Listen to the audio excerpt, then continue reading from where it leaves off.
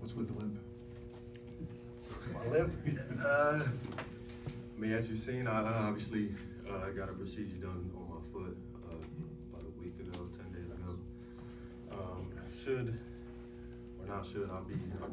I'll be back in the next 8 to 12 around there weeks. But should be a full recovery, and I'll be back soon. You answered the timetable question right there, which was my real question, but what are the steps before you can do, I guess just take us through the process. What are the benchmarks you have to hit before you can go on and do the next thing, the next thing, the next thing? I mean, right now, honestly, I'm ahead of schedule just as far as the swelling and things like that. All that stuff looks amazing.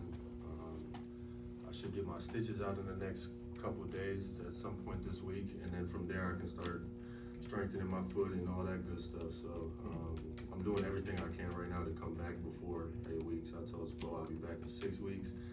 So we'll see what they let me do, but I'm doing everything I can. Icing is 5 times a day. Like, I'm doing everything I can to get back on the court and be available, and just can't wait to get back out there and play. Like, that's what I do. Tyler, when did you first feel the pain in the foot? And I guess I know you're trying to obviously avoid surgery. It seems like what went into the process and decision to kind of get the surgery, a week or 2 weeks before the season? Yeah, it was tough for sure. I was working out at Miami-Dade in July, middle of July, and I was doing my warm-up, and I just felt like a crazy pinch in my foot out of nowhere. And it was very random, and we didn't know what it was. So I got an MRI. Nothing showed up on the MRI. And a foot specialist said I was born with an extra bone in the back of my foot. It's like a very small bone, and no one could see what that bone was doing. And so we did a cortisone shot, or we did a PRP shot, a cortisone shot, another PRP shot. So we tried everything before surgery, and ultimately it was just 2-3 weeks in between each shot. And from July to now, as you can imagine, like three weeks on top of 3 weeks, that adds up. And we got to a week ago, and I was like, bro, I still feel the same pinch in my foot that I felt in July. And ultimately, I was working out, and I was trying to ramp up and be ready to go for training camp, but there was just no way I was going to be able to play through that pinch. It was a pinch in my foot that I couldn't even jump. So.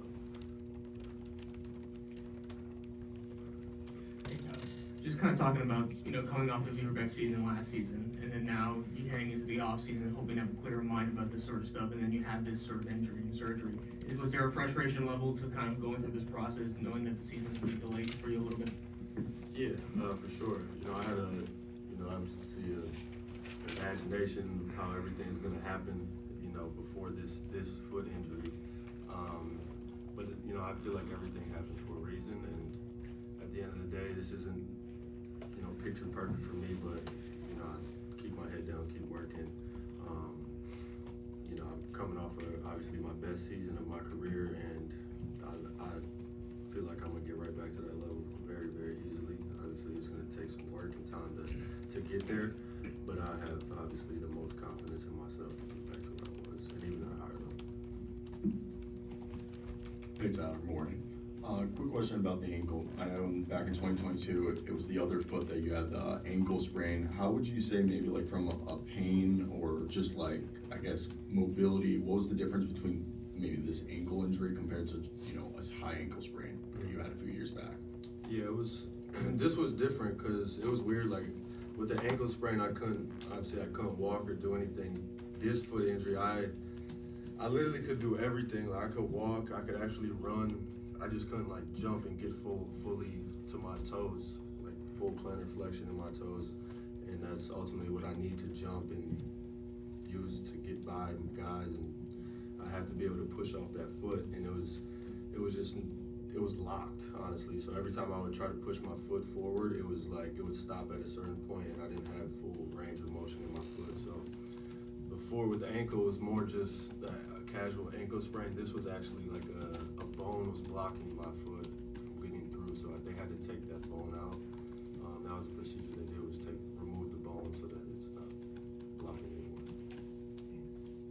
Tyler, talking about looking forward to getting back, just how much Are you looking forward to playing next to Powell, just offensively? What do you kind of see as the strengths between you guys playing off each other on and off the ball? Just what do you like about that combination? Yeah, I mean, I've always been a huge fan of Norman's game, just watching him, even growing up, he's a little bit older than me, so being able to just play with him, I was definitely very excited to do that.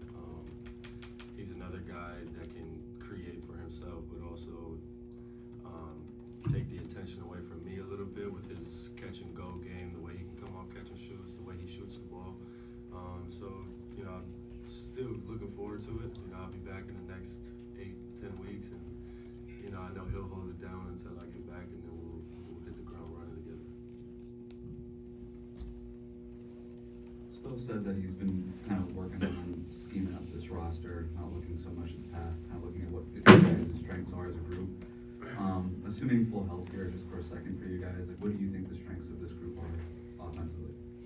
I mean, we're younger than we've been in the past, so I think when we spoke about it, I feel like we speak about it every year, playing faster and getting out transition. But I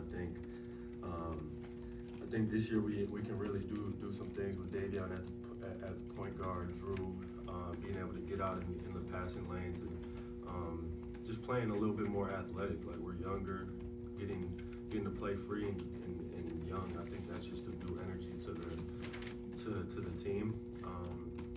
And then we have a bunch of guys who can create for themselves, but also, you know, playing off each other. I think that'll be our biggest strength is moving the ball, playing off catch and goes, doing different things, cutting, and I think all 5 guys on the court at most points will be able to attack, and I think that's what we want. A bunch of guys who can get into the paint, a bunch of guys who can shoot, and guys who can finish at the rim.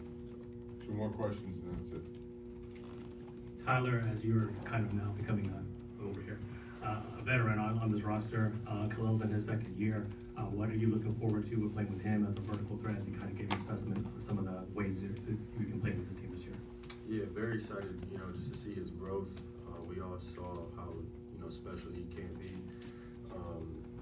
You know, I know he's been working a lot on his jump shot.